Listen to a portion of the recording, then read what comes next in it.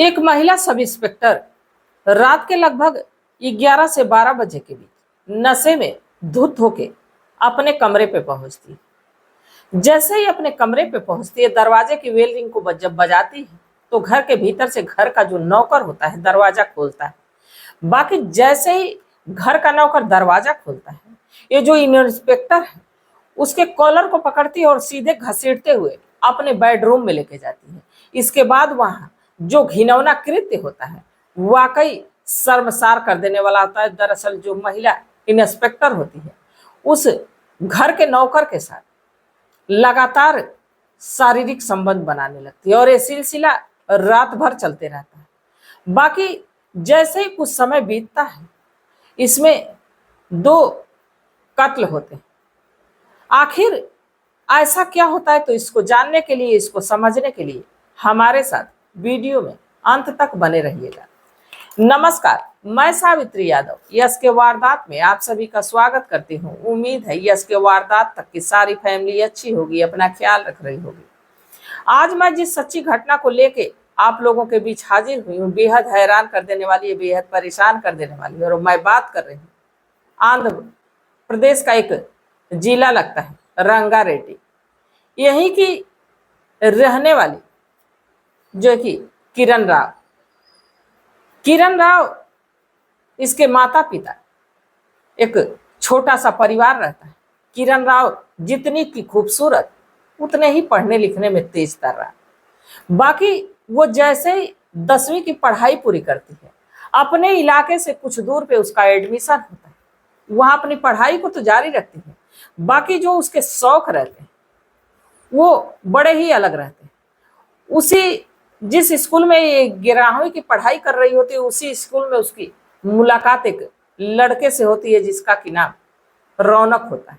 जब उसकी मुलाकात किरण की रौनक से होती है तो देखते ही देखते कुछ ही दिनों के भीतर इनकी दोस्ती होती है और दोस्ती इनकी कब प्यार में बदल जाती है। और प्यार जब परवान चढ़ता है तो इनकी मुलाकात अब लगातार होने लगती है, कभी सुनसान इलाके में, कभी होटल में, रेस्टोरेंट में, और यहाँ तक कि ये अब कभी कभी रौनक को अपने घर भी बुलाने लगती है। और जब घर बुलाती या जब ये होटल में जाती तो इस लड़के रौनक के साथ जो किरण राव रहती है शारीरिक संबंध बनाती है। बाकी जैसे ही कुछ समय का जो कि पहिया आगे बढ़ता है, ये जो किरण राव होती है इसकी लत इतनी खराब हो जाती है कि अब इसको एक लड़के से संतुष्टि नहीं होती और इसके बाद ये दूसरे लड़के से भी दोस्ती कर लेती है।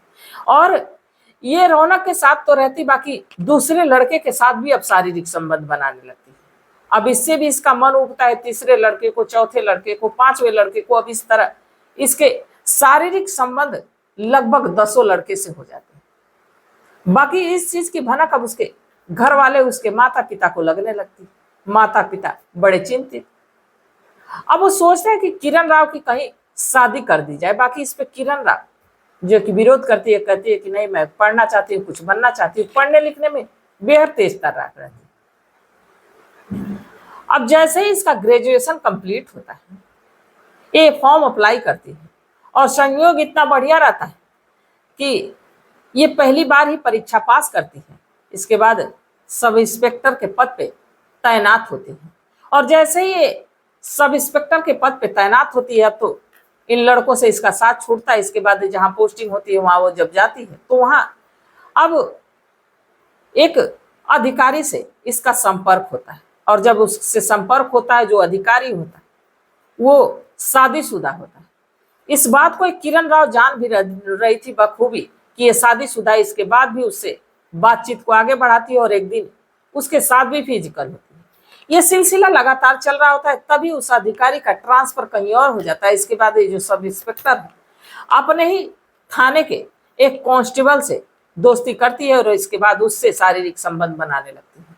अब ये सिलसिला लगातार चलने लगता है। वो बार बार कभी इनसे, कभी उनसे, कभी उनसे अपने शरीर को सुख देने लगती है। धीरे धीरे समय गुजरने लगता है। एक दिन ये कुछ चोरों को पकड़ती है जो कि एक दुकान में चोरी कर रहे होते हैं।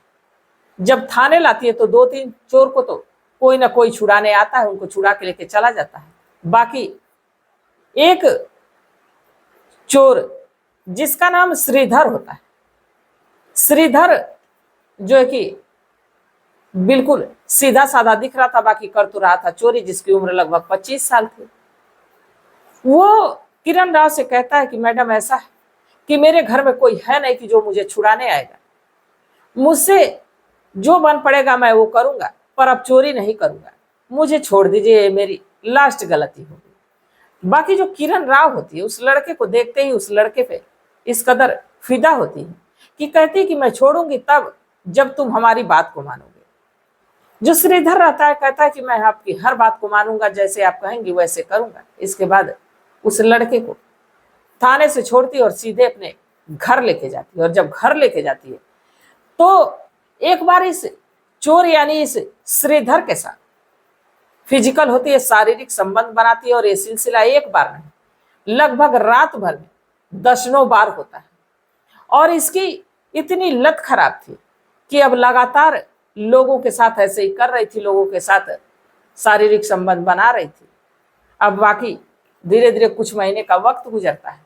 जो इसके घर वाले होते हैं किरण राव के, वो किरण राव से कहते हैं कि अब तो तुम नौकरी पा गई, अब तो तुम्हारी पढ़ाई लिखाई पूरी हो गई, अब शादी हो जानी चाहिए। इस पे किरण राव भी सहमति देती है, सोचती है कि इधर उधर इनसे उनसे जो कि संबंध बनाने से बढ़िया है कि कम से कम शादी ही हो जाए।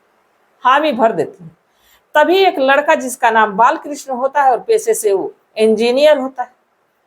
अब इससे किरण राव की शादी की बातचीत आगे बढ़ती है। शादी की एक डेट मुकर्रर होती है। जैसे ही किरण राव की शादी होती है, पहले दिन ही जब ये बालकृष्ण किरण राव के पास जाता है तो किरण राव 1 से 2 बार उससे शारीरिक संबंध बनाती है। बाकी इसके बाद भी किरण को संतुष्टि नहीं मिलती है, क्योंकि किरण को अलग अलग लोगों से और घंटों घंटों तक ये काम करने में अच्छा लगता था। अब बार बार जो है कि इस बात को दोहराती रहती है, बार बार इस बात को कहती रहती है कि तुम अपना इलाज करा लो, क्योंकि तुम्हारे साथ मेरा जीवन लग नहीं रहा है कि कट पाएगा, तुम मुझे खुश नहीं कर पाएगा। अब कहीं ना कहीं बालकृष्ण को भी लगता है कि मुझे इलाज करवाना चाहिए। बाकी वो काम काज से भी मजबूर था। वो अपने काम पे जब जाता तो 2 से 3 दिन, 4 दिन, 5 दिन भी घर नहीं आ पाता। और जब भी आता तो जो किरण राव रहती है उससे खुश नहीं होती। लगभग इनका रिश्ता 6 महीने तो चलता है। बाकी 6 महीने के बाद ही इनका रिश्ता टूट जाता है। तभी फिर से उस चोर यानी जो श्रीधर नाम का लड़का रहता है, जिसकी उम्र 25 साल रहती है, उससे दोबारा कांटेक्ट करती है और उसको अपने ही घर में नौकरी देने की बात करती है। वो जो श्रीधर है सीधा साधा रहता है, यहाँ नौकरी करने के लिए तैयार हो जाता है। और ये आके अब इस किरण राव के घर रह के इसके खाना बनाने से लेके इसके सारे जितने काम रहते हैं भाई नौकर श्रीधर करता। धीरे धीरे समय गुजरता है। अब एक दिन ये जो श्रीधर है घर पे ही था और रात के लगभग 12 बजे किरण राव नशे में धुत होके आती है तो पता चलता है कि उसका पति भी घर में। कुछ देर तो वो सोफे पे बैठती है। बाकी कुछ देर के बाद जब ये नौकर उसके सामने आता है तो देखती है कि उसका पति चला गया सोने के लिए। उस नौकर का कॉलर पकड़ती है और सीधे अपने कमरे में लेके जाती है और अपने कपड़े को उतारती है। साथ ही उस नौकर के कपड़े को उतारने को कहती है। नौकर कहता भी है कि आपके पति घर में है। बाकी वो मानती नहीं, उसके साथ लगातार शारीरिक संबंध बनाती है। उसकी आवाजें बाहर आती है और जब बाहर आती है तो जो बालकृष्ण इस किरण राव का पति है वो इस आवाज को सुन के बाहर आता है और जब ये नजारा देखता है तो उसके होश ही उड़ जाते हैं और वो किरण राव से ना सिर्फ झगड़ा करता है बल्कि मारा पीटी भी करता है। वहां से चला जाता है। जब वहां से चला जाता है तो ये जो किरण राव है अब बिल्कुल आजाद पंछी की तरह हो जाती है और वो तलाक की अर्जी भी लगा देती है। जैसे ही 2 से 3 महीने का वक्त गुजरता है, इधर मामला तलाक का चल रहा है और जैसे ही 2-3 महीने का वक्त गुजरता है, एक दिन दोनों ये श्रीधर नौकर और किरण राव शारीरिक संबंध बना रहे होते हैं। रात के लगभग 12 से 1 बज रहे होते हैं।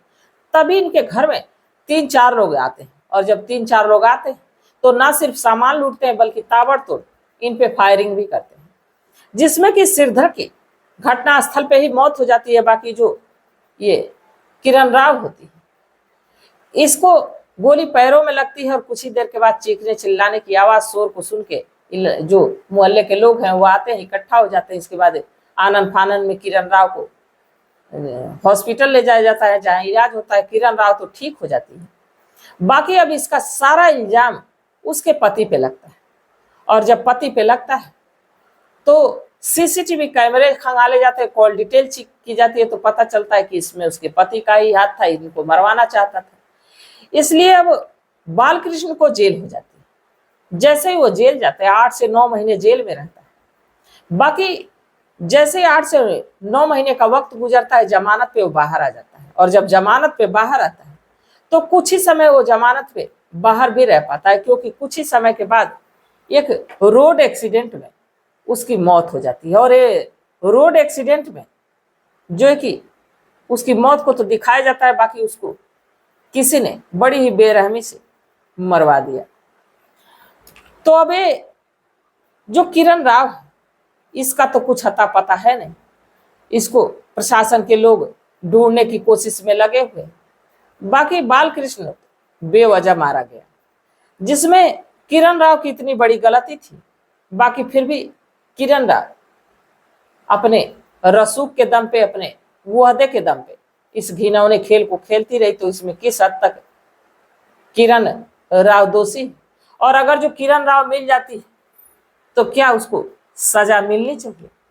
और जो श्रीधर, वो तो चोर ही सही था, अगर जो वो नौकरी करने आया और उसके साथ ऐसा कुछ हुआ और इस दुनिया को छोड़ के भी चला गया, तो इस घटनाक्रम को सुनाने का मेरा उद्देश्य ये नहीं था कि किसी की भावनाओं को ठेस पहुंचाया जाए, किसी को आहत किया जाए, बल्कि बस इसलिए कि लोगों को जागरूक किया जाए, लोगों को सचेत किया जाए। तो इस घटनाक्रम पे आप लोग क्या सोचते हैं, आप लोगों की क्या सलाह, आप लोगों की क्या राय, कमेंट सेक्शन में जरूर बताइएगा। तब तक हम आप लोगों का जो कि इंतजार करते रहते हैं कि जब आप लोग अपनी राय बताएंगे, अपनी सलाह बताएंगे, तभी मुझे भी लगता है कि मैंने कहानी जो सुनाया वो आप लोगों ने सुना, अपनी सलाह दी, अपनी राय दी। तो तब तक आप लोग अपना ख्याल रखिए, अपने परिवार का ख्याल रखिए, बाल बच्चों का ख्याल रखिए। मिलते हैं कल एक नई वीडियो के साथ। तब तक के लिए जय हिंद, जय भारत।